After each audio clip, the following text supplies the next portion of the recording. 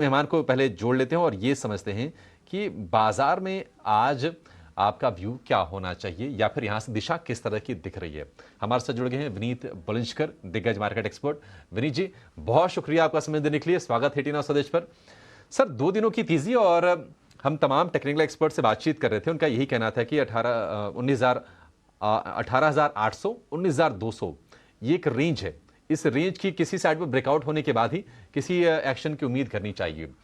आप बाजार की चाल कैसे देख रहे हैं विनीत जी? और अब चूंकि यहां से फोकस दिवाली पर शिफ्ट होगा, कंजम्पशन वाला खेमा ऑलरेडी फोकस में है, तो नवंबर की अगर हम तैयारी अभी कर लें महीने भर की कम से कम, तो आपको किस तरह की तस्वीर दिख रही है? देखिए, काफी हमने लास्ट टाइम जब बात की थी और आज के दिन में काफी फेरबदल हुए हैं जियोपॉलिटिकल सिचुएशन में। वहां पे इजराइल को वर्चस्व मिल रहा है, हालांकि अ, उनकी ग्राउंड ऑपरेशंस थोड़ी स्लो जा रही है क्योंकि वो लोग कोलैटरल डैमेजेस अवॉइड कर रहे हैं। और हमें लगता है कि बाकी के जो कंट्रीज है उनके थोड़े बहुत तेवर हमें कह सकते हैं कि बदल रहे हैं। और थोड़ा-सा संयम में आ गए हैं सिचुएशन। लेकिन को कभी भी कोई सिचुएशन कभी कैसे भी फ्लेयर अप हो सकती है। इसलिए हमें लगता है कि आपको थोड़ा बहुत साइडवेज मार्केट ही एक्सपेक्ट कर रहे हैं हम नवंबर के टाइम में। और ये बाजार का थोड़ा-सा रुख पॉजिटिव डायरेक्शन में हो सकता है अगर कोई नेगेटिव फर्दर एडिशनल नेगेटिव या एडवर्स जियोपॉलिटिकल न्यूज़ फ्लो नहीं आता है तो। ठीक है, तो बाजार थोड़ा सा साइडवेज रहेगा।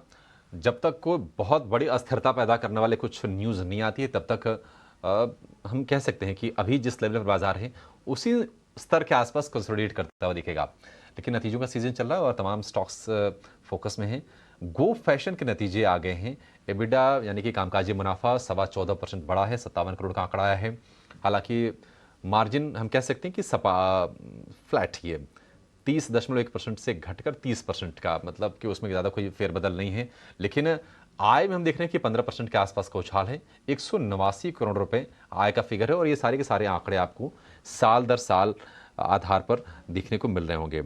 लेकिन गो फैशन के स्टॉक पर जरा एक बार व्यू ले लेते हैं, क्योंकि हमने देखा था कि 1450 रुपये के ऊपर ये शेयर गया था। 1250 रुपये के आसपास का भाव फिलहाल इसमें है। और अगर हम कंपनी की बात करें तो इसको लिस्टिंग को करीब करीब 2 साल हुए हैं।